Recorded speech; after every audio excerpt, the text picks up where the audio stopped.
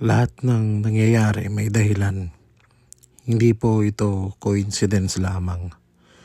May dahilan po kung bakit naririnig niyo ako ngayon. Hindi po ito basta-basta na lang nagkataon o bigla-bigla na lang nangyari nang walang dahilan. Nakikinig ka ngayon siguro kasi nabasa mo yung title ng video na to o gusto mo lang din makita o maramdaman ang mahal na pong Jesus Nazareno. So yung video po nito ay ginawa ko po para sa kanya, para po sa pagpapatotoo, at gusto ko po mamahagi ng mga kwentong Nazareno. At siguro kaya ka nanonood kasi na-curious ka nga doon sa nabasa mong title, kaya baka naman may dinadala ka ngayon na problema, naghahanap ka ng sign. Gusto ko isipin na ito na yung sign na binibigay sa'yo ng mahal na Senyor. Kaya makinig ka lang kasi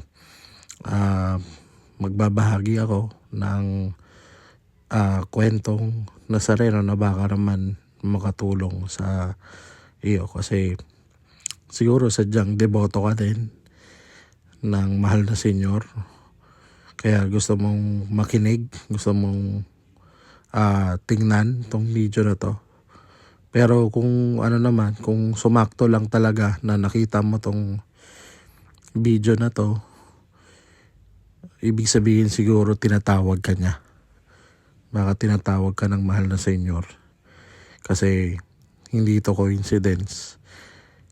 Dahil lahat ng nangyayari may dahilan. Magandang araw po. Ako po ay nagdesisyon na mag-share o magbahagi ng mga iba't ibang kwentong Nazareno. So nakailang episodes na po ako na ginagawa dito. Pangilan ko na rin po ito. Kasi gusto ko pong magpatotoo at mapakilala sa inyo ang mahal na pong Jesus Nazareno. Gusto ko lang din magpatunay sa mga himala, sa mga biyaya at pagpapala at walang hanggang pag-ibig ng mahal na Senyor. Bukod doon, nais ko rin pong maka-inspire, maka-motivate, lalong-lalo na po doon sa mga nangangailangan talaga, yung mga gutom na ngayon sa inspirasyon, yung mga lugmok na, yung mga naghahanap ng sign mula kay Lord, nahihirapan na sa buhay. Yung video po na to ay sa sentro lamang sa mahal na pong Jesus Nazareno at sa mga bigay niya, sa mga biyaya, sa mga oportunidad, sa lahat ng pagkakataon. At yung mga video po na makikita nyo, yung mga sariling kuha ko po kapag bumibisita po sa mga simbahan.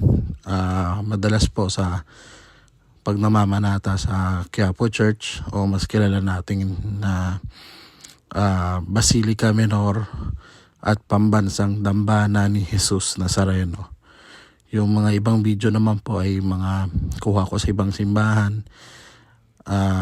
Kita niyo po, dala ko lagi yung kwintas ko ng Nazareno kasi gusto ko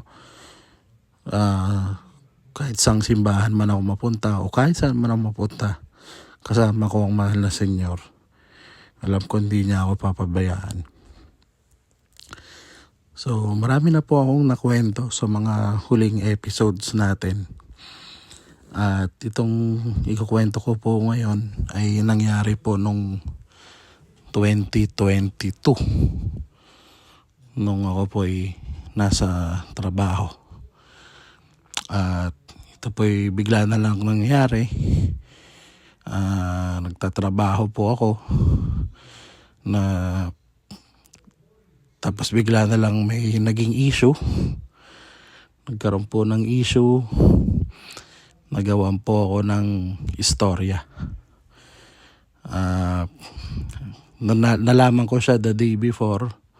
Merong akong kaibigan na manager na nag-tip sa akin na parang pinag-uusapan daw ako at paplanuhan ako ng gusto daw akong HR kasi ganto, ganyan. Siyempre, nung nakarating sa akin, nagulat din ako kasi puro mga puro mga assumption at puro chismis. Puro inisip lamang pero wala namang patunay na kayang mag-back up doon sa chismis na yun. Tapos nasabayan na din ang pamumulitika ng ibang manager na hindi maiwasang makabangga sa trabaho kasi lalo na pag mga iba-iba kayo ng mga perspektibo na pag-iisip at kung paano patakbuhin yung business. Hindi talaga maiwasan na hindi kayo magkasundo. Tapos ayun nga, hindi ko makakalimutan na ito'y araw ng panunumpa o inaugurasyon ni BBM bilang presidente ng Pilipinas. At ako'y napatawag sa HR kasi nga meron silang final na kaso laban sa akin.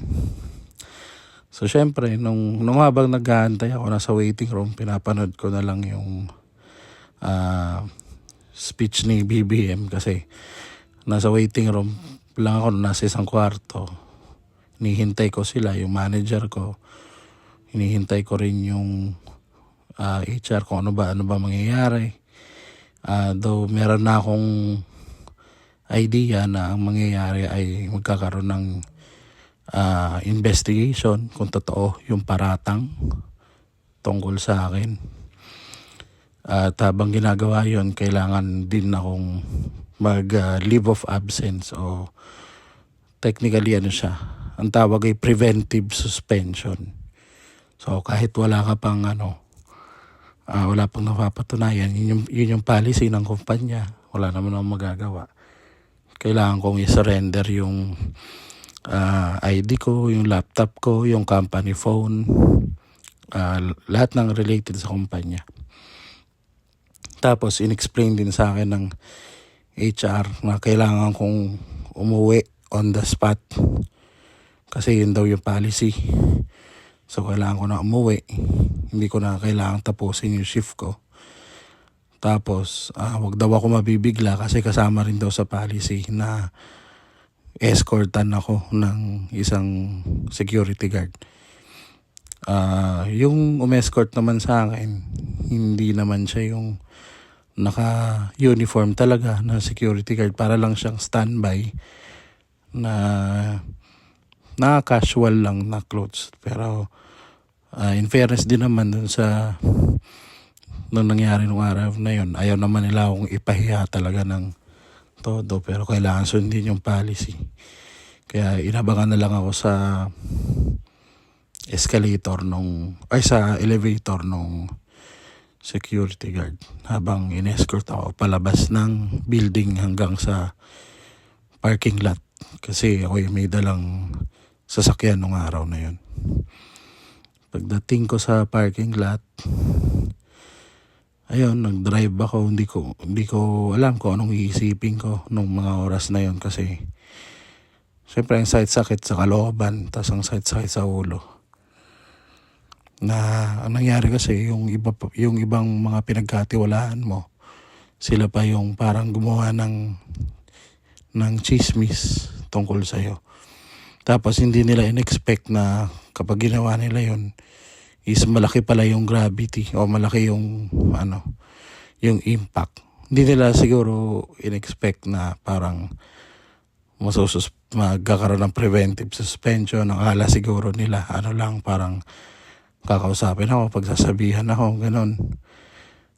Ang sa akin nga, sabi nga namin, sana kung may problema, pinag-usapan na lang natin.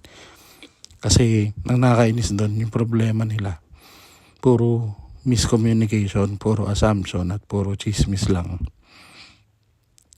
So ayun, umalis ako ng kumpanya, nag-drive ako. Inisip ko mag-lunch muna kasi magtatanghalian na nun. Dumiretso ako sa palengke. So, pinipilit kong maging malakas. Ayoko naman maging hysterical. Ayokong umiyak. Kaya, ayun, pagdating ko ng palengke, nag-isip ko saan ako kakain. Kakain ba ako sa fast food o kakain ako sa karinderya? Biglang, nung naglalakad ako, biglang nasira ang sapatos ko. Natanggal ang swelas. So, kung minalas-malas ka nga naman, na preventive suspension ka na nga, pati pa naman sapatos mo, bibigay pa. So, malas-malas ko nung araw na yun. Buti na lang, naisip ko. Alam ko kasi merong nagtatahi ng sapatos sa palengke. Kaya naman, naisip ko, diretso na lang ako magpunta doon. Pagdating ko doon sa nagtatahi, tinanong ko magkano ang patahi. Kung kaya bang hintayin ko na lang. Kaya naman daw, mga parang 20 minutes niyang tatahiin. Inuna niya na gawin yun sa akin. Habang tinatahi, nakita ko sa lamesa niya, napakadaming sapatos, daming swelas. Tapos nagulat ako doon sa isang tasa. Yung tasa may mga bulaklak, may mga sampagita. So napaisip naman ako, ba't may mga sampagita? Yung laman ng tasa may maliit na nasareno na merong sampagita. Doon ako pinaka nagulat. Kaya sabi ko nga, lahat ng nangyayari may dahilan. May dahilan kung bakit pinili kong pumunta sa palengke. O bigla ko na lang naisip na kumain sa palengke. May dahilan bakit nasira yung sapatos ko. Siguro para makita ko mismo yung nasareno doon sa lamesa ng gumagawa ng sapatos. So, ano ibig sabihin nun? Sa akin, ang dating kasi sa akin nun ay parang, ayun na naman, talagang tuwing hindi mo na alam yung gagawin, talagang tuwing ang dami mong tanong, talagang tuwing sobrang ang bigat-bigat na, hindi pwedeng hindi magpaparamdam ang mahal na senyor. Talagang sa akin, tuwing kailangan ko siya, bigla na lang siyang nagpaparamdam. So sa akin, tuwang-tuwa rin ako nun kahit paano naibsan yung laman ng utak at dibdib ko na ang dami kasing tanong na parang bakit nangyayari to? Ano bang ginawa kong masama sa bakit ganun, ba't pinagkakaisaan ka, ba't ginagawan ka ng istorya, may mga ganong tanong Pero pag nakita mo yung makita mo lang ang mahal na pong Jesus Nazareno, alam mo na sa sarili mo na okay na, hindi ako papabayaan ng mahal na Senyor. Kailangan lang magtiwala, trust the process nga, di ba? Magtiwala lang sa lahat ng plano. At nakaplano na lahat sa buhay natin. At kailangan lang nating lakasan ng loob. Kaya, ayun, naniwala lang ako sa lakas ng loob. Siguro sa mga susunod na episode, ikukwento ko yung karugtong ng mga susunod na nangyari kasi nga nakasuhan ako at naging biglang, kasi pag napatunayan na may kasalanan ako, tatanggalin ako sa trabaho. Yun naman ang policy kahit sa kumpanya, diba? Na ang pinagkaiba lang sa amin talagang pinaparamdam nila na may due process, may investigation muna, bibigyan ka ng chance ang ibigay yung side mo, magbigay ka rin para ipagtanggol yung sarili mo. So magkakaroon ng mga hearing, tapos eventually magde-decision sila kung ano ba talaga, kung tatanggalin ka ba. Sususpend ka ba? Mga ganon. O warningan ka lang ba? Ganon. So, depende sa kalalabasan nung magiging hearing nyo. So, sa akin naman, yun nga, sa susunod na episode, itutuloy natin kasi gusto ko lang i-emphasize dito yung nangyari sa palengke na sirang sapatos ko, natanggal ang swelas, tapos nagpagawa ako ng sapatos. Sakto naman, nandun sa lamesa nung gumagawa ng sapatos, nandun ang mahal na Senyor. Nandun ang mahal na pong Jesus Nazareno. Kung kailan naman down na ako, kung kailan naman kailangan na kailangan ko siya, tsaka naman siya biglang nagpakita at nagparamdam na para bang sinasabihan ako na hoy, okay lang ang lahat. Hindi mo kailangang matakot. Okay lang ang lahat. Hindi mo kailangang mag-alala. Mangyayari ang dapat mangyari. Mangyayari ang lahat ng nakaplano. At lahat ng nangyayari may dahilan. Kaya kung sino mang nakakarinig nito, sana ganun din yung maging mindset mo. Ganun din yung tumatak sa isipan mo. Kung may mga tanong ka, minsan minsan kasi hindi kailangan na sagot eh. May mga tanong talaga na mahirap sagutin sa ngayon. Pero balang araw, maintindihan mo na lahat ng nangyari may dahilan. Marahil hindi mo maintindihan ngayon, pero sa future, sa hinaharap, maintindihan mo na yun. Nangyari pala lahat ng yun para tumibay yung kalooban mo. Mga ganon. So, ako marami rin akong karanasan na ganon na pag naisip ko. Kaya pala nangyari to kasi may mas malala pang mangyayari. Ngayon, sanay ka na. Kaya mas matatag ka na. Mas malakas ka na.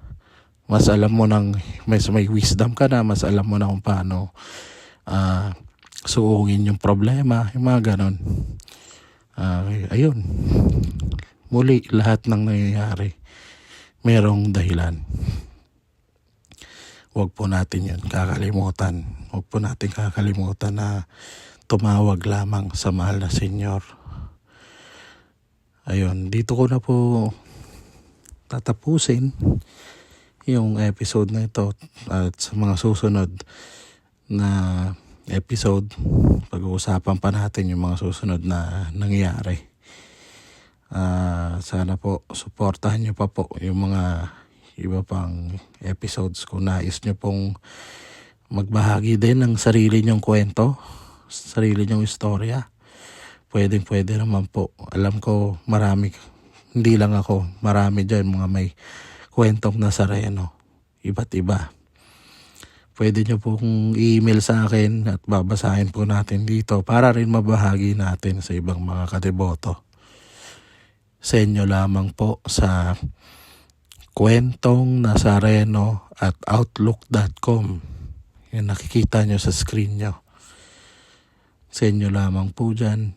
Huwag po kayo mahiya kasi napakasarap po sa pakiramdam kapag yung mga kwento nyo ay nakakatulong sa iba dahil nai-inspire at motivate sila. Higit sa lahat, posible din kasi na yung kwento mo, baka yun yung makasalba sa buhay ng iba. Baka sakali yung kwento mo pala yung hinihintay nila marinig ng mga taong nawawalan na ng pag-asa at ayaw na mabuhay.